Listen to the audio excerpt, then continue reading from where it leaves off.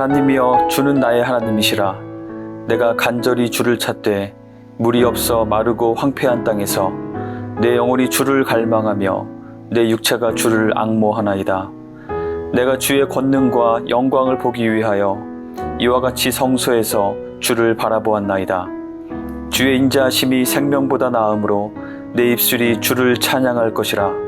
이러므로 나의 평생에 주를 송축하며 주의 이름으로 말미암아 나의 손을 들리이다. 아멘. 이 시간 다 함께 우리의 마음을 모아 우리의 예배를 받으시는 하나님을 바라보며 그 은혜를 묵상하며 찬양하고 예배하며 주님 앞에 나아갑시다.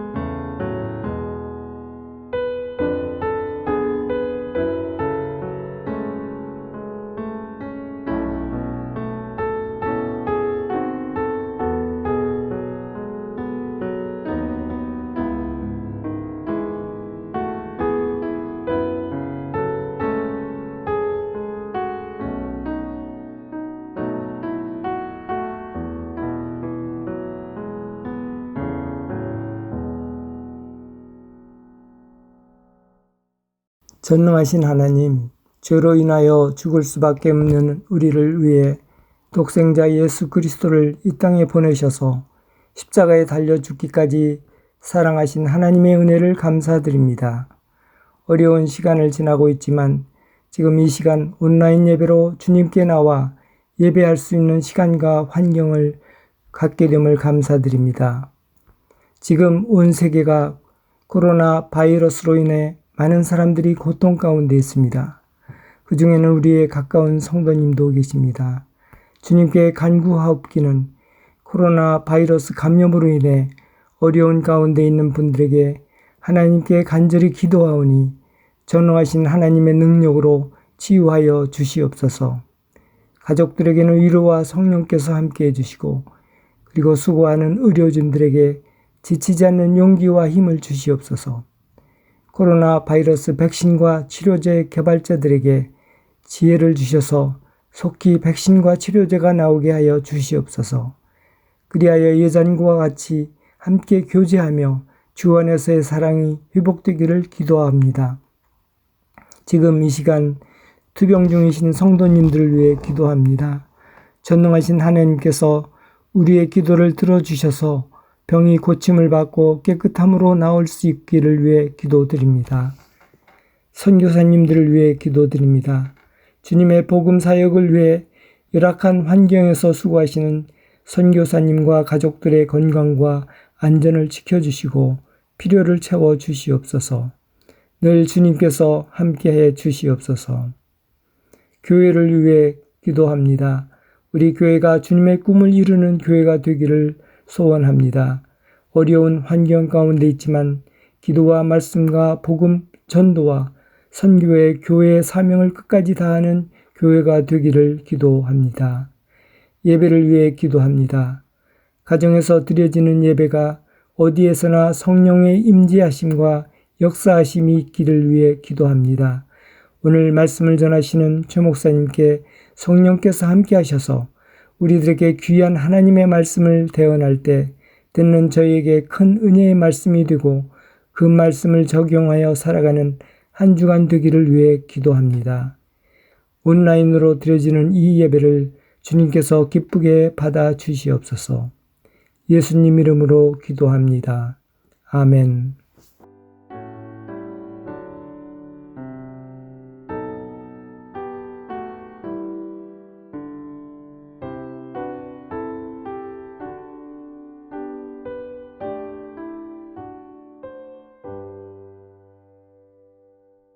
할렐루야. 6월 21일 주일 예배에 나오신 한 분 한 분을 주님의 이름으로 환영합니다. 우리 함께 예배드리는 가족들 서로 인사 나누시면 좋겠고요.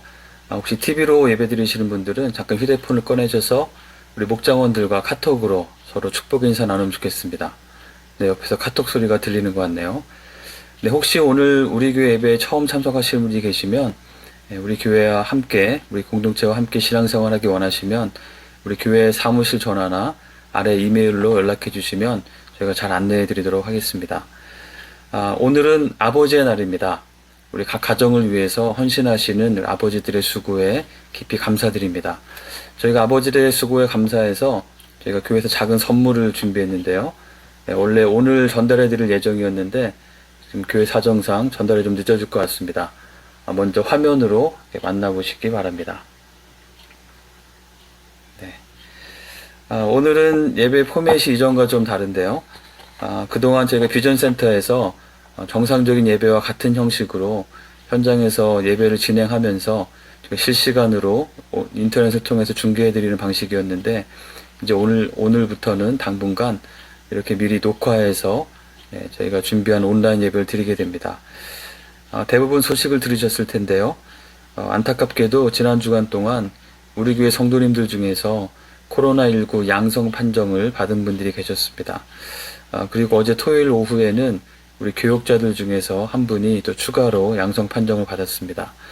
그래서 저희가 건물 사용을 하지 않고 이렇게 미리 각자 자리에서 녹화한 것들을 모아서 준비하고 있습니다. 앞으로 별도의 공지가 있을 때까지 교회 건물은 사용을 중지해 주시고요.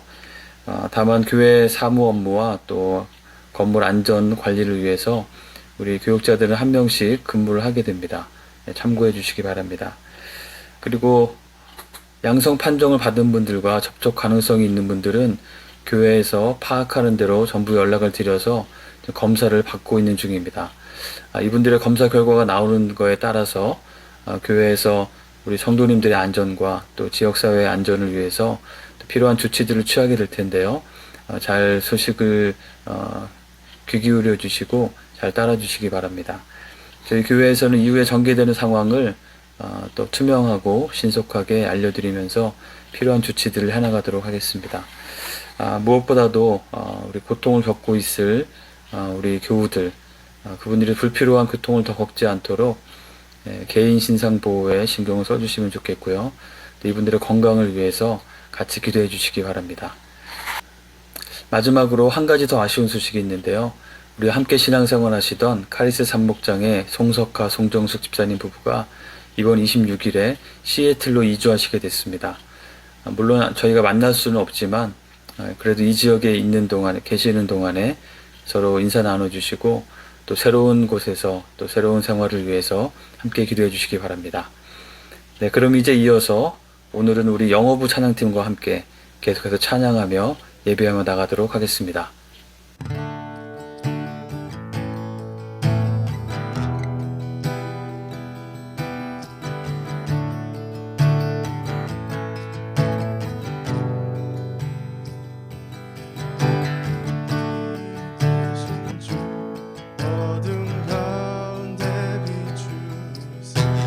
내 눈 보게 하소서.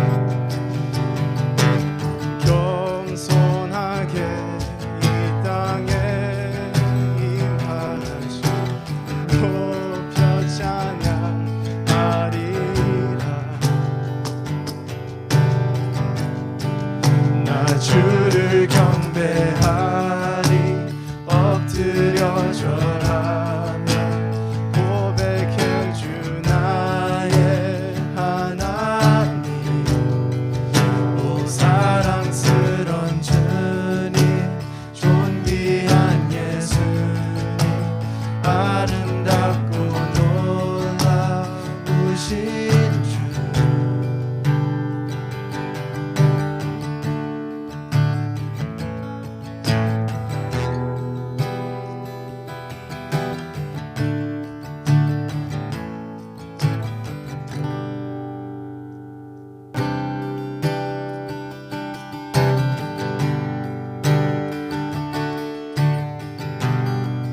God is so good.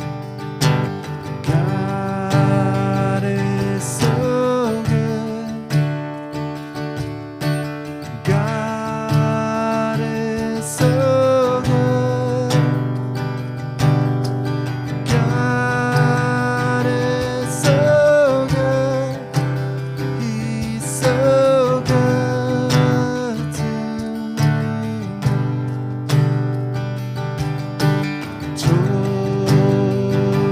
좋으신 하나님 좋으신 하나님 참 좋으신 나의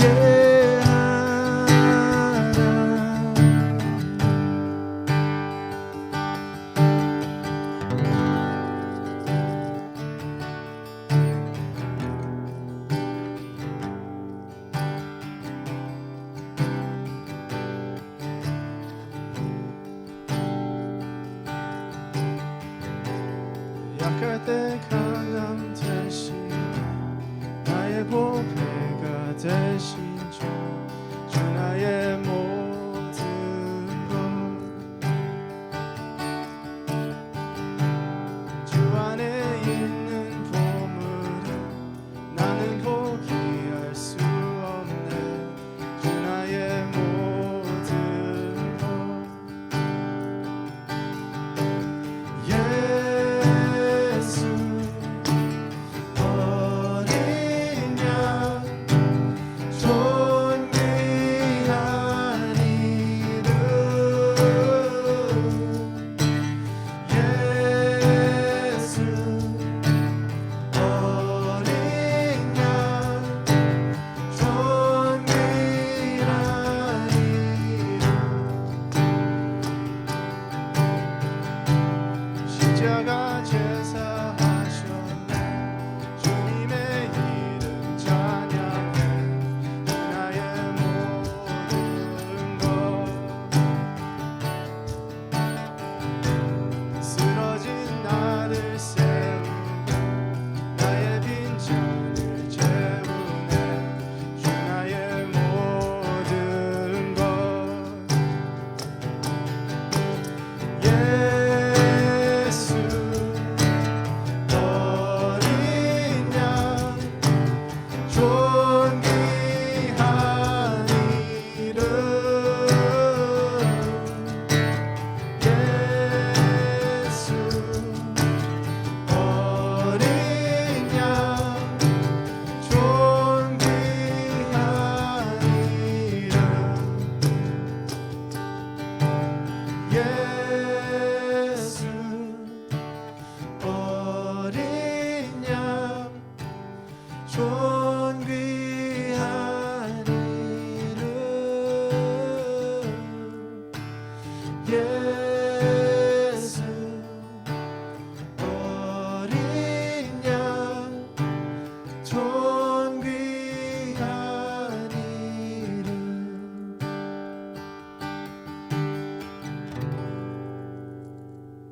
할렐루야!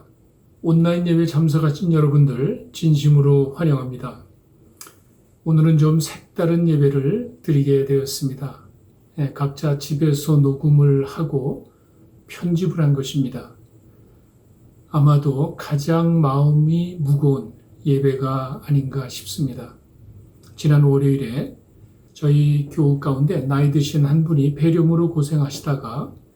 병원에 가셔서 검사를 한 결과 코로나 바이러스 양성 반응이 나왔고, 이어서 가족 가운데 한 분이 검사를 했는데 지난 금요일에 양성 반응을 받아서 지금은 집에서 철저한 자가 격리 중에 있습니다.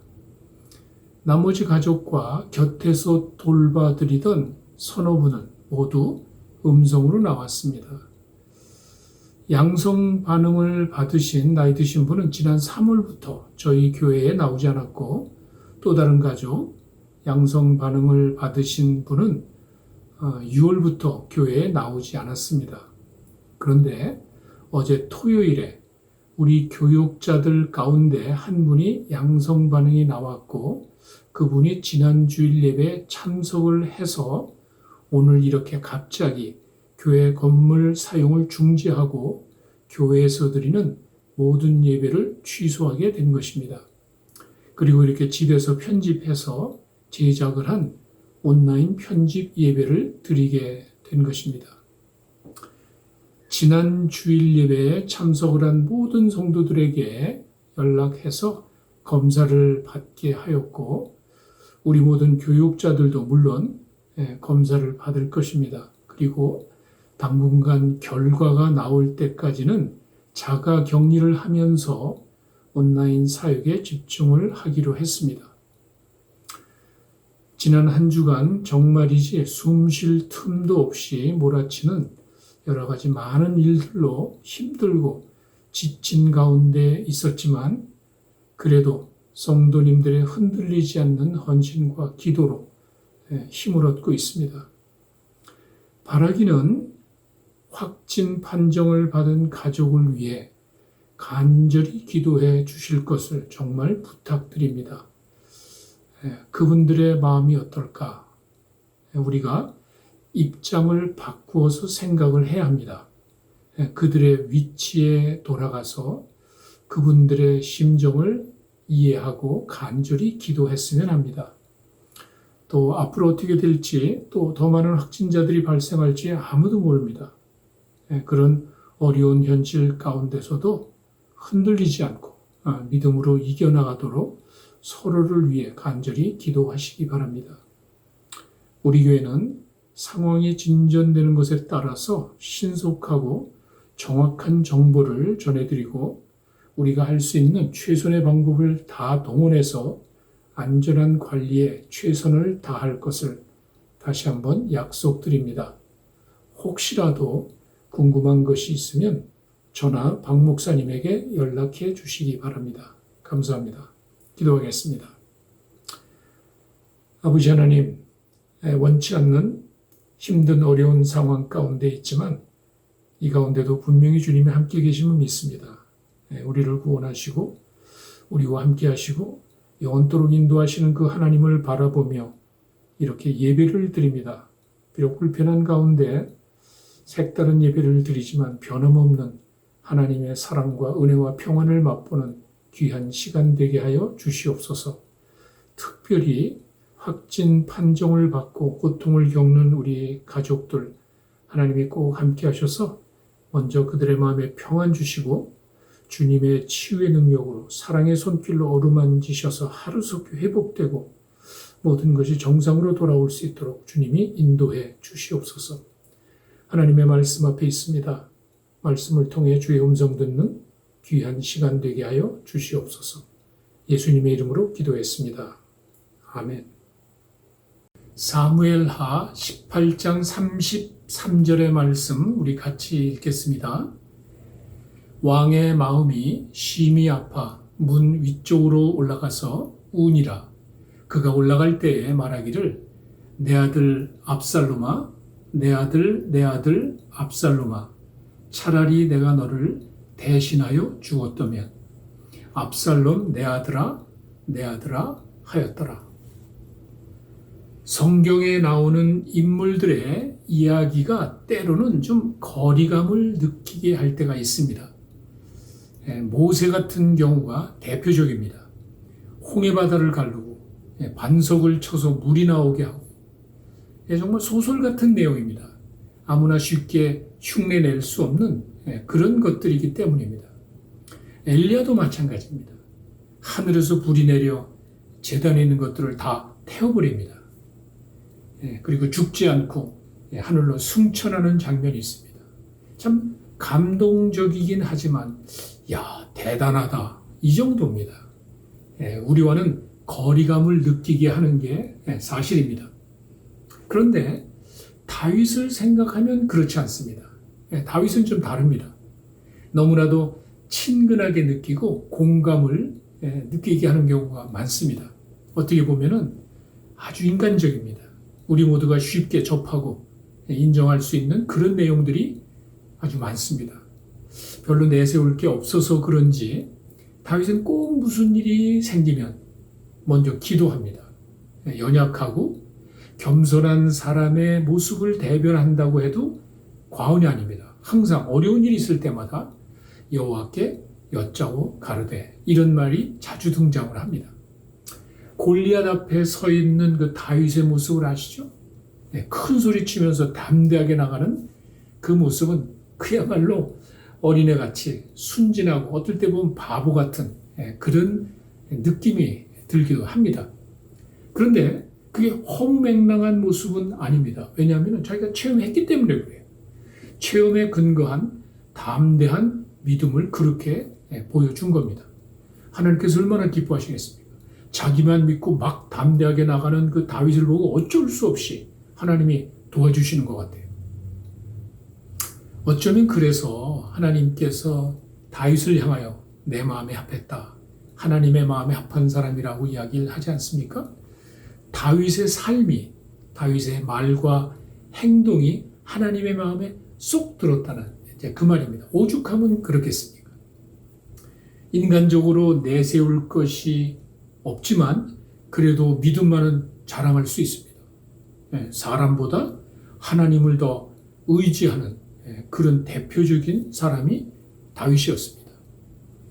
다윗의 이야기가 우리에게 더욱더 가까이 다가오는 그 이유 중에 하나는 그가 실수를 하는 장면입니다. 하나님의 마음에 합한 사람도 완벽한 사람이 아니라는 사실을 우리에게 보여주고 있습니다. 그도 역시 인간입니다. 그래서 더러운 욕심에 사로잡혀 쓰러졌던 것입니다. 그런 모습을 있는 그대로 성경은 우리에게 보여줍니다. 아, 하나님의 사람도 이렇게 될 수 있구나. 특별히 그 이성 문제라고 그러죠. 참 이런 건 뭐 예외가 없구나. 이런 걸 우리가 보게 됩니다. 다윗의 이야기는 우리 모두가 공감할 수 있는 참 순수한 인간적인 그런 이야기라는 말입니다. 아마도 다윗의 이야기 가운데 우리에게 가장 큰 감동을 주는 것은 바로 오늘 본문일 겁니다. 아버지 다윗의 슬퍼하는 모습입니다. 아들 압살롬의 그 죽음을 애도하는 그 모습이 우리에게 정말 가까이 와 닿습니다. 사실 압살롬은 자식이지만 국가적으로 보면 반역자입니다. 국가를 전복시키려는 아주 나쁜 사람이었습니다. 압살롬은 개인적으로 보면은 아버지를 무시하고 아버지의 명예를 더럽힌 아주 못된 자식입니다. 사무엘하 16장 21절에서 22절에 있는 내용을 이렇게 보면은 그 반란을 일으키는 그 과정에 압살롬의 참모죠, 참모. 옆에서 이야기하는 아히도벨이 이제 그 압살롬에게 이야기를 합니다. 이렇게 하면은 사람들이 당신을 많이 따를 것입니다. 아버지가 남기고 도망간 그 후궁들과 동침을 하십시오. 그러면 아버지하고 진짜 원수가 되고 그러니까 사람들이 당신 좋아서 많이 따를 겁니다. 아버지를 욕보이는 거예요. 다윗을 욕보이라는 거예요. 그 당시에 그 왕이, 이전의 왕의 여인들을 취한다는 것은 힘을, 권위를 상징합니다. 그거 하라는 거예요. 그 압살롬이 대낮에 옥상에 올라가서 많은 사람들이 보는 앞에서 정말 보란듯이 다윗이 남기고 간 그 후궁들과 동침을 합니다. 참 말도 안 되는, 다윗에게는 얼마나 모욕적인 건지 모릅니다. 이게 이전 왕의 여인이 아니죠. 아버지의 왕이라, 아버지의 그 여인을 건드렸습니다. 자식이 아버지를 대항해서 왕권을 빼앗는 것도 이게 못 됐는데 그 아버지의 그 여인까지도 겁탈을 하는 아주 못된 그런 사람이었습니다. 이거는 아버지를 아주 무능한 사람으로 보는 거예요. 보잘것없는 허수아비 같은 존재로 보는 거예요. 국가적으로 반역을 일으키죠. 개인적으로는 그렇게 아버지의 여인들을 겁탈을 하죠. 도저히 용납할 수 없는 잘못된 아주 나쁜 사람이에요. 그런데도 다윗은 지금 그 압살롬이 죽었다는 말을 듣고는 통곡을 합니다. 슬퍼합니다. 사실 잘된 거 아니에요? 근데 다윗은 그렇게 생각하지 않습니다. 자식을 먼저 떠나보낸 그 아버지의 본능적인 비탄의 모습이라고도 볼 수 있고, 어쩌면 그 이상의 의미를 가지고 가슴 아파한 것으로 보입니다. 다윗의 그 슬퍼하는 장면을 자세히 보면 오늘 본문에 나와 있듯이 단순히 일반적인 아버지들이 자식을 먼저 보내고 그 가슴 아파하는 그런 모습이 아닙니다. 거기에 그렇게 돼 있죠. 내 아들 압살롬아, 내 아들 압살롬아, 차라리 내가 너를 대신하여 죽었다면, 이런 말을 합니다. 이 말의 의미는 그냥 아버지의 그 슬픈 마음을 대변하는 것 정도가 아닙니다. 아버지 다윗의 그 눈물이 우리에게 주는 교훈이 있습니다. 다윗의 그 흘리는 눈물, 아버지로서 흘리는 그 눈물을 통해서 아버지의 마음을 한번 생각해 보려고 합니다. 먼저는 자식을 품어주는 그 아버지의 모습을 볼 수 있습니다. 내가 이렇게 된 것은 바로 나 때문이야. 그런 의미가 담겨 있다는 것입니다. 이 잘못된 자식이지만 그 자식을 품어줍니다. 나 때문이야. 자식의 그 잘잘못을 가리기 전에 이것은 다 내가 잘못한 탓이야. 나로 인한 것이야. 이렇게 아버지는 자식의 잘못된 것을 자기가 품습니다. 다윗이 그냥 뭐 아버지로서 이런 말을 한 것은 아닙니다. 단순히 자식을 먼저 보낸 그 아버지의 안타까운 가슴 아픈 마음을 보여준 것도 아닙니다. 다윗은 정말 이런 비극적인 일이 일어나게 된 배경이 자기 때문으로 본 거예요. 비록 압살롬이 자신에게 대적해서 왕권을 노리고 아버지의 명예도 더럽혔지만, 그렇게 하다가 이렇게 결국에는 비참하게 죽게 됐지만 그 이상의 의미가 있다고 다윗은 생각을 한 겁니다. 여러분, 뭐 우리가 잘 알다시피 다윗은 남의 아내를 취한 더러운 사람입니다.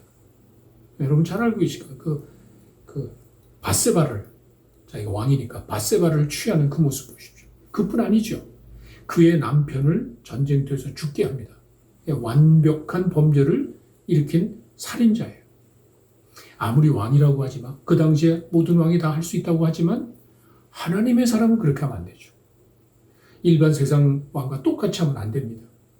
다윗이 범죄한 후에 나단 선지자가 가서 책망하는 내용을 보면은 우리는 잘 알 수 있습니다. 사무엘하 12장 9절에 보면은 이렇게 되어 있습니다. 왜 하나님의 말씀을 업신여기느냐, 그렇게 되어 있습니다.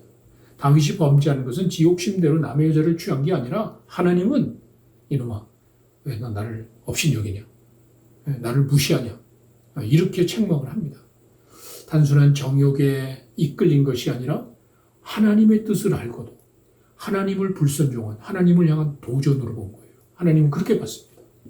분명히 하나님의 사람은 그렇게 하면은 안 된다는 것을 알지만 그렇게 한 거예요. 하나님을 도전한 거예요. 이것은 단순한 죄가 아니라 하나님을 무시한, 하나님을 업신여긴 그런 것이라는 사실입니다.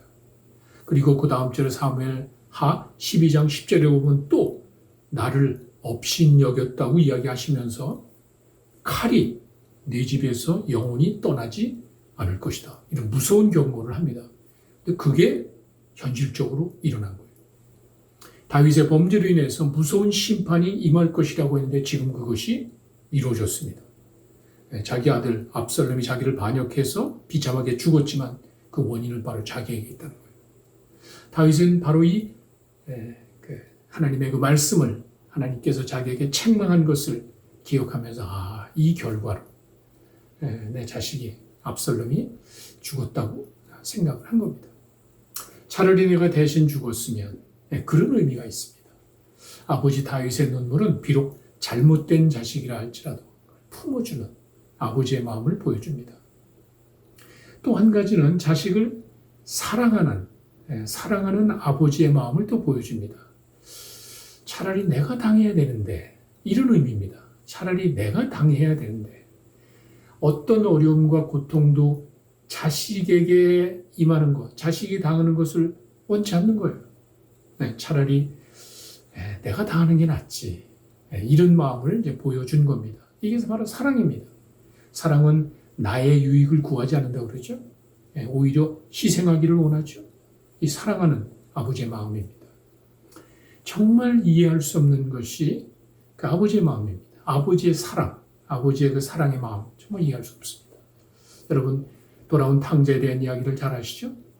그 탕자를 맞이하는 그 아버지를 바라보고 정상적으로 생각하는 사람은 거의 없을 겁니다. 자기 가슴에 못을 박고 그 귀한 재산을 다 탕진해버리고 이제 겨우 거지가 돼서 살겠다고 돌아오는, 무슨 낯으로 그렇게 돌아옵니까? 그런데도 그 돌아오는 그 아들을 향해서 아버지가 달려갑니다. 껴안아주고 입을 맞추고 좋아서 어쩔 줄을 모릅니다. 그 반겨주는 그 아버지가 정상입니까? 정상으로는 볼 수 없는 거예요. 그게 바로 아버지의 사랑입니다. 야단이라도 치고 책망도 하고 또 훈계라든지 뭐 교육을 시켜야 되는 거 아니에요? 그런 게 없습니다. 거기에 추가로 기분이 좋으니까 잔치하자, 살찐 송아지 한 마리를 또 잡습니다. 이게 뭐죠? 재산을 탕진하는 거예요. 대접받을 가치도 없는 자식에게 예상치 못한 엄청난 대접을 해주는, 이게 아버지의 마음이에요. 아버지의 사랑입니다. 정말이지 아버지 마음은 우리가 이해할 수 없는 게 사실입니다. 이게 바로 사랑의 신비입니다. 사랑은 허다한 죄를 덮어준다고 했기 때문에 그렇습니다. 이 진정한 사랑이 바로 그런 모습입니다. 제가 오늘 신문을 읽다가 아버지에 관한 글을 하나 읽었는데 이거 참 아주 감동입니다. 제가 이 내용을 읽어드리고 설교를 마치겠습니다. 나의 고향은 경남 산청입니다. 지금도 비교적 가난한 곳입니다. 그러나 아버지는 가정 형편도 안 되고 머리도 안 되는 나를 대구로 유학을 보내셨습니다. 대구 중학교를 다녔는데 공부가 너무 하기 싫었습니다. 1학년 8반에 석차가 나왔는데 68명 중에 제가 꼴찌를 했습니다. 부끄러운 성적표를 가지고 고향에 가는 그 마음에도 도저히 그 성적을 내밀 자신이 없었습니다. 당신이 교육을 받지 못한 그 한을 자식을 통해 풀고자 했는데 내가 꼴등이 되다니 말이 안 됩니다. 끼니를 제대로 잊지 못하는 소장농을 하면서도 아들을 중학교에 보낼 생각을 한 아버지를 떠올리면은 이거 그냥 있을 수가 없었습니다. 그래서 잉크로 그 기록된 성적표를 제가 바꿨습니다. 66등을 1등으로 교체해서 아버지에게 보여드렸습니다. 아버지는 보통 학교도 다니지 않았기 때문에 내가 1등으로 고친 성적표를 알아차리지 못할 것으로 나는 생각을 했습니다. 대구로 유학한 아들이 집으로 왔다는 이야기를 듣고 아버님의 친지들이 다 교회로 몰려왔어요. 집으로 몰려왔습니다. 찬석이는 공부를 잘했더냐? 이렇게 친구들이 물었습니다. 아버지는 앞으로 봐야지. 이번에는 어쩌다 1등을 했는가 배? 이렇게 대답을 했습니다. 명순이가 아버지 이름입니다. 명순이는 자식 하나는 참 잘 뒀어. 1등을 했으면 책거리를 해야 되는 거야. 당시 우리 집은 동네에서 가장 가난한 살림을 꾸려가고 있었습니다. 이튿날에 제가 강에서 멱을 감고 돌아오니까 아버지는 한 마리뿐인 돼지를 잡아서 동네 사람들을 모아놓고 잔치를 하고 있었습니다. 그 돼지는 우리 집 재산 목록 1호였습니다. 정말 기가 막힌 일이 벌어진 것입니다. 아버지 그냥 불렀지만 다음 말은 제가 참 할 수가 없었습니다. 그리고 전 달려나갔습니다. 그 뒤로 나를 부르는 소리가 들렸습니다. 겁이 난 나는 강으로 가서 그냥 죽고 싶었습니다. 그냥 죽고 싶은 마음에 물속으로 들어가서 숨을 안 쉬고 버티기도 하고 주먹으로 내 머리를 때리기도 했습니다. 충격적인 그 사건 이후에 나는 달라졌습니다. 항상 그 일이 머리에 맴돌고 있었기 때문입니다. 그로부터 17년 후 나는 대학 교수가 되었습니다. 그리고 나의 아들이 중학교에 입학했을 때, 그러니까 내 나이 45세가 되던 그 어느 날 부모님 앞에 찾아갔습니다. 33년 전의 일을 사과하기 위해서 갔습니다. 어머니, 저 중학교 1학년 때 1등은요 하고 말을 시작하려고 하는데 곁에서 담배를 피우시던 아버지가 알고 있었다. 그만해라. 내 손자가 듣는다. 그렇게 말을 하셨습니다. 자식의 위조한 성적표를 알고도 재산 목록 1호인 돼지를 잡아 잔치를 하신 아버님의 마음. 박사고, 교수고, 대학 총장인 나는 아직도 감히 알 수가 없습니다. 이것이 자식을 사랑하는 부모님, 특별히 아버지의 마음입니다. 아버지 다윗의 눈물은 우리에게 자식을 품어주는 아버지의 마음을 보여줍니다. 나 때문이야. 자식을 사랑하는 그 아버지의 마음을 또 보여줍니다. 차라리 내가 당해야 하는 건데. 오늘이 아버지 날입니다. 아버지를 향한 이런 감사의 마음을 가지고 살아가는 여러분들이 되시기를 주의 이름으로 축원합니다. 우리 같이 한번 기도하겠습니다. 조용히 여러분의 아버지를 생각하면서 그 귀한 아버지를 주신 하나님께 감사의 마음으로 또 여러분들이 그동안 하지 못했던 그 아버지에 대한 사랑의 고백을 하게 해달라고 여러분 조용히 기도하시기 바랍니다. 아버지, 아버지, 나를 안으시고 바라보시는 아버지, 아버지, 아버지, 나를 도우시고 힘주시는 아버지,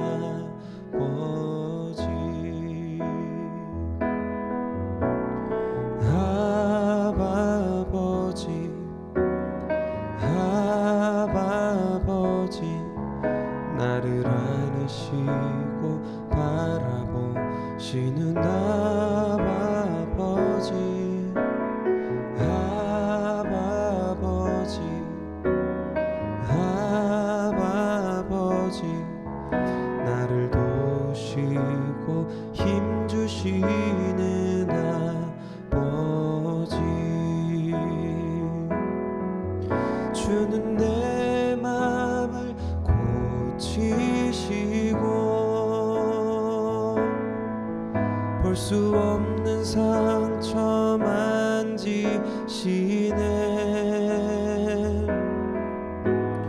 나를 아시고 나를 이해하시네. 내 영혼 새롭게 세우시네.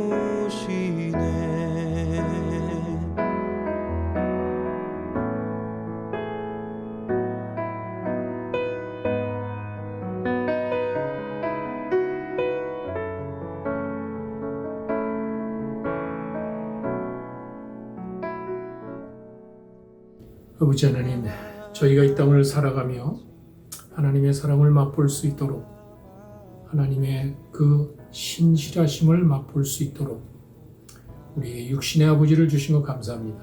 우리를 품어주시고 우리를 사랑하시는 그 아버지 주신 하나님 정말 감사합니다. 저희가 이 땅을 살아가며 그 아버지의 사랑과 헌신을 항상 가슴에 품고 하나님께 감사드리는 저희들 되게 하여 주시옵소서. 지금은 우리 주 예수 그리스도의 크신 은혜와 아버지 하나님의 놀라우신 사랑과 성령의 교통하심이 귀한 예배 마치고 돌아가는 저들 위해 항상 함께 하시기를 간절히 축원하옵나이다. 만지시네.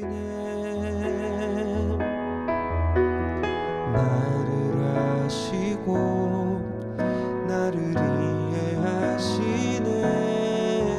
내 영혼 새롭게 세우시네.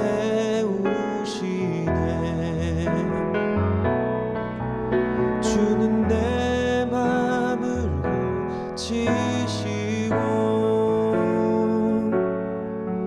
볼 수 없는 상처 만지시네.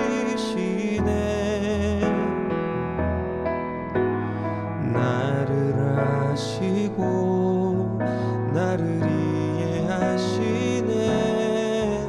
내 영혼 새롭게 세우시네.